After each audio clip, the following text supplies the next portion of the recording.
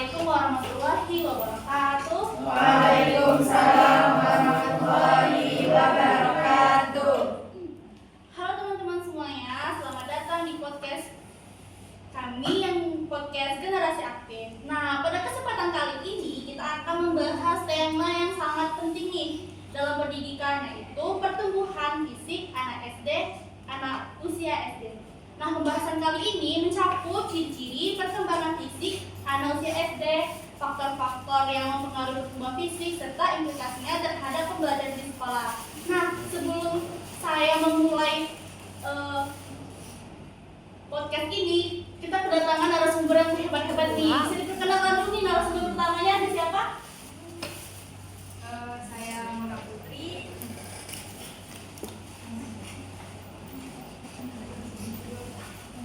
Dan saya narasumber kedua yaitu Hanifah. Dan saya sebagai moderator yaitu Mufiza Hanifah. Nah, dengan adanya narasumber yang hebat-hebat ini, kita bakal mulai podcast kita pada hari ini. Nah, baiklah, langsung saja saya mau nanya nih sama narasumber yang pertama. Menurut narasumber nih, apa yang dimaksud dengan pertumbuhan fisik anak usia SD? Karena kan kita sekarang kita kan membahas tentang perkembangan ciri-ciri pertumbuhan fisik anak SD nih. Jadi pertanyaannya itu apa yang dimaksud dengan perkembangan fisik anak usia SD? Ya, terima kasih kepada host yaitu Mbak Hana. Ya, baik, di sini saya akan menjelaskan pertumbuhan fisik untuk usia anak SD itu. Pertumbuhan fisik usia anak SD itu adalah perubahan bentuk tubuh yang meliputi tinggi badan, berat badan, kekuatan otot, serta perkembangan koordinasi gerak yang terjadi secara bertahap selama masa sekolah dasar. Biasanya sih itu tuh pada usia 6-12 tahun ya teman-teman. Pada masa ini anak mengalami perkembangan yang cukup stabil dibanding masa balita gitu teman-teman. Tetapi tetap terlihat perubahan yang signifikan dari tahun ke tahun gitu. Apalagi anak-anak usia SD itu yang udah mulai-mulai nih teman-teman, yang udah mulai-mulai kayak pubertas gitu. Kurang lebihnya seperti itu sih, Kak. Oke, baik. Lalu menurut Kak Mona nih, apa saja ciri-ciri pertumbuhan fisik anak usia SD ini? Iya, seperti yang saya jelasin tadi ya Kak. Ada beberapa ciri utama sebenarnya. Yang pertama yaitu tinggi dan berat badan bertambah secara bertahap. Itu tuh kayak anak usia SD itu tingginya tuh bertambah tuh Kak secara bertahap, dari kelas 1 tingginya segini, nanti kelas 3 tingginya segini, sampai nanti di kelas 6 tingginya mungkin melebihi yang sebelumnya gitu kan. Yang kedua ada otot dan tulang semakin kuat. Anak usia SD ini otot dan tulangnya semakin kuat itu tuh kan tergantung ini ya Kak, tergantung bisa juga sih tergantung anaknya, kekuatan otot dan tulangnya. Yang kita bahas di sini yang secara umumnya aja ya Kak. Yang ketiga ada anak menjadi lebih efektif bergerak dan suka bermain. Anak-anak SD itu masih di tahap meniru, bisa dibilang seperti itu. Jadi mereka itu lebih suka ini bergelut di dunia nyata gitu loh Kak, kayak suka bermain gitu. Yang keempat di situ ada koordinasi tubuh semakin baik, misalnya dalam menulis, berlari atau berolahraga gitu teman-teman. Yang terus di sini ada gigi susu nih, ada gigi susu mulai tanggal dan diganti permanen. Biasanya itu gigi susu itu yang mulai tanggalnya di kelas 1, 2, 3 gitu, yang awalnya gitu teman-teman. Yang terakhir di sini ada anak mulai memiliki daya tahan tubuh yang lebih baik dibanding usia sebelumnya. Selain itu pada usia kelas tinggi SD, sebagian anak mulai menunjukkan tanda-tanda awal pubertas seperti yang telah saya jelaskan tadi ya. Kayak anak SD itu udah mulai nih kayak perubahan signifikan yang bisa dibilang seperti pubertas, tetapi belum mengarah yang lebih kuat ya. Kalau misalnya di usia SD itu, teman-teman. Sekian mungkin yang bisa saya jelaskan. Oh gitu, baik, masalahnya jelas ya Kak. Tapi nih Kak, berarti nih perkembangan fisik tuh fisik anak ini sangat mempengaruhi dalam sehari-hari anak nggak menurut Kakak? Betul, itu betul sekali. Karena perkembangan fisik anak itu yang baik akan membantu anak lebih belajar aktif, bermain dan bersosialisasi gitu. Itu tuh lebih sangat berpengaruh sih Kak. Oh berarti memang perkembangan anak ini sangat mempengaruhi ya untuk aktivitas sehari-hari anak SD. Nah sekarang saya mau nanya nih, lanjut ke materi ke sumber kedua kita. Nah pada Kak Hanifah ya. Nah pada kan tadi udah disebutin nih Kak tentang ciri-ciri tadi pertumbuhan fisik anak SD, kemudian juga ada perkembangan fisik itu ternyata mempengaruhi aktivitas hari-hari anak. Nah menurut Kakak nih apa saja nih faktor yang mempengaruhi pertumbuhan fisik anak SD? Nah, sebenarnya faktor-faktor yang mempengaruhi pertumbuhan fisik anak SD ini banyak ya. Mungkin saya akan menyebutkan beberapa saja, yaitu yang pertama itu faktor genetik. Ini sebagaimana kita ketahui ya, faktor genetik itu sangat berpengaruh banget nih dengan pertumbuhan fisik anak. Karena apa? Karena genetik atau keturunan dari orang tua itu sangat mempengaruhi tinggi badan, bentuk tubuh, dan kondisi fisik anak. Lalu ada juga faktor yang kedua seperti nutrisi. Nah, nutrisi ini sangat penting juga.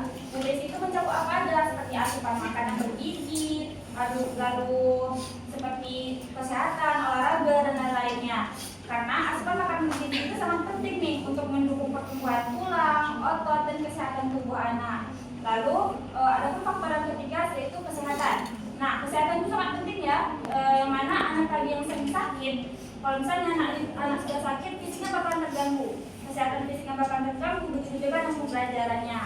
Lalu aktivitas fisik seperti olahraga atau aktivitas bergerak membantu perkembangan otot dan tulang menjadi lebih optimal. Lalu ada juga faktor yang kelima seperti lingkungan. Lingkungan itu sangat perlu diperhatikan karena dia mempengaruhi yang namanya perkembangan fisik anak.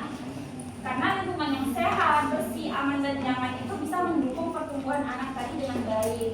Adapun yang keenam seperti istirahat dan tidur. Istirahat dan tidur ini sangat penting. Mereka dibatasi jam bermainnya, ketika beristirahat mereka harus istirahat, ketika tidur mereka harus tidur. Kenapa? Karena tidur yang cukup tadi itu dapat membantu proses pertumbuhan karena hormon pertumbuhan bekerja lebih optimal saat anak tidur.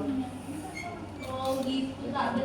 Jadi Kak ternyata mungkin saya ya sebagai manusia dan teman-teman mungkin yang di rumah ini pasti selalu berpikir kalau pertumbuhan anak itu cuma dari makanan yang sehat doang kan. Padahal ternyata bukan itu doang, banyak banget ya Kak. Ada kayak lingkungan tadi kan Kak, ada nutrisi, genetik tadi, tentang genetik mempengaruhi banget ya Kak. Berarti kalau misalnya orang tuanya tinggi, jadi anaknya ikut tinggi ya. Mungkin kayak itu kan genetik juga ya. Oh gitu. Oke. Terima kasih Kak. Kemudian nih Kak, jadi kalau misalnya pertumbuhan fisik bukan hanya mempengaruhi makanan tadi, bisa dengan fisik gitu, bisa dengan tadi genetik gitu ya Kak. Nah kemudian nih Kak, sekarang nih mau masuk ke bahasan tentang terakhir nih Kak, pembahasan tentang yaitu bagaimana implikasi perkembangan fisik terhadap pembelajaran Kak. Bisa dijelasin itu gimana Kak? Nah, oke. Tentu pertumbuhan fisik anak itu sangat berpengaruh ya terhadap proses belajar di sekolah. Misalnya nih, anak yang sehat dan aktif biasanya itu lebih fokus saat belajar. Kalau misalnya nutrisi mereka cukup, istirahat mereka cukup, jadi dia pas dalam kelas pembelajarannya itu fokus. Mereka tidak kemana-mana fokusnya, mereka konsentrasi dalam belajar. Lalu perkembangan motorik membantu juga anak menulis, menggambar, dan melakukan praktik pembelajaran. Jadi guru tadi perlu menyesuaikan metode pembelajaran tadi itu sesuai dengan kondisi fisik anaknya tadi, sehingga anak-anak tadi itu misalnya nih contohnya siswa SD tadi itu lebih cocok menggunakan pembelajaran yang aktif seperti permainan edukatif, diskusi kelompok, dan praktik langsung dibandingkan hanya mendengarkan ceramah. Nah, jadi mungkin guru bisa menyusun strategi pembelajaran tadi mungkin tidak hanya ceramah saja, tapi bisa diikuti dalam permainan edukatif ataupun melakukan eksperimen atau praktik, sehingga anak-anak tadi tidak akan jenuh atau bosan dalam pembelajaran di kelas. kan pendapat narasumber pertama. Nah, saya pengen nanya nih sama kakak nih, yang narasumber kedua kakak Mona. Menurut kakak itu bagaimana kak? Kalau dari Kak Hanifah tadi kan dijelasin kalau misalnya pertumbuhan fisik ini emang berpengaruh dalam proses belajar, karena anak yang sehat tadi dan aktif biasanya lebih fokus untuk belajar. Mungkin kalau misalnya anaknya kurang sehat pasti kayak misal pilek atau flu, pasti dia kayak sibuk sama dirinya sendiri kayak gitu. Kalau menurut kakak bagaimana? Kalau menurut saya setuju. Selain itu, sekolah juga harus menyediakan nih lingkungan belajar yang mendukung pertumbuhan fisik anak. Seperti ini contohnya, ruang kelas yang nyaman itu kan berpengaruh nih untuk anak. Terus pencahayaan yang baik biar anak itu kalau belajar nggak gelap-gelapan gitu loh, kayak nggak sakit gitu matanya. Kegiatan olahraga yang bisa dilakukan mungkin kalau untuk di tingkat sekolah dasar itu seperti hari Sabtu ya, kayak sekolah pagi seperti itu. Serta waktu istirahat yang cukup. Selain itu, guru juga perlu memahami bahwa kemampuan fisik setiap anak itu berbeda. Kita tidak bisa nih menyamakan anak ini sama nih kebutuhan fisiknya, tidak bisa. Sehingga tidak boleh membanding-bandingkan peserta didik secara berlebihan. Kita tuh tidak, dia seperti ini. Kita ngomong misalnya nih ke peserta didik yang ini, kamu kok nggak bisa ya seperti dia. Kita tidak boleh seperti itu membanding-bandingkan. Kan setiap anak itu perkembangannya berbeda-beda ya. Jadi mungkin seperti itu sih kurang lebihnya. Oke, berarti tadi kalau buat menurut Hanifah tadi anak sehat itu dan aktif biasanya lebih fokus saat belajar. Mungkin tambahan dari Pak Mona tadi itu ada mungkin ruang kelas yang nyaman ya kak. Itu juga mempengaruhi juga ya kak. Ruang kelas nyaman, bersih, terus lampunya yang terang, ya kelihatan yang bagus, jangan bagus. Oke. Nah, baik sekarang saya mau dengar nih kak tanggapan dari komentator kita, Kak Mau Iza. Bagaimana tanggapan kakak tentang pendapat kedua narasumber kita yang cantik-cantik hari ini? Baik, terima kasih kepada hostnya.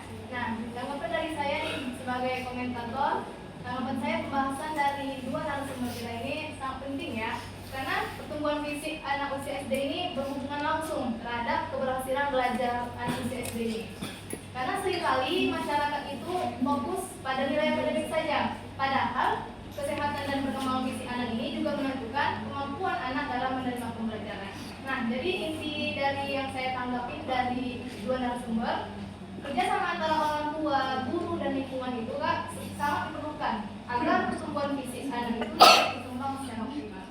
Oke, baik. Terima kasih kepada narasumber kita dan komentator kita hari ini yang telah hadir. Nah, baik teman-teman, itulah pembahasan podcast kita hari ini mengenai pertumbuhan fisik anak usia SD. Nah, dari pembahasan ini kita dapat memahami bahwa pertumbuhan fisik anak memiliki ciri-ciri tertentu, dipengaruhi oleh berbagai faktor dan sangat berdampak terhadap proses pembelajaran di sekolah. Nah, terima kasih kepada narasumber pertama, narasumber kedua yaitu Kak Mona dan Kak Hanifah, kemudian komentator kita Kak Mau Iza. Nah, saya selaku host pamit undur diri. Wassalamualaikum warahmatullahi wabarakatuh. Waalaikumsalam.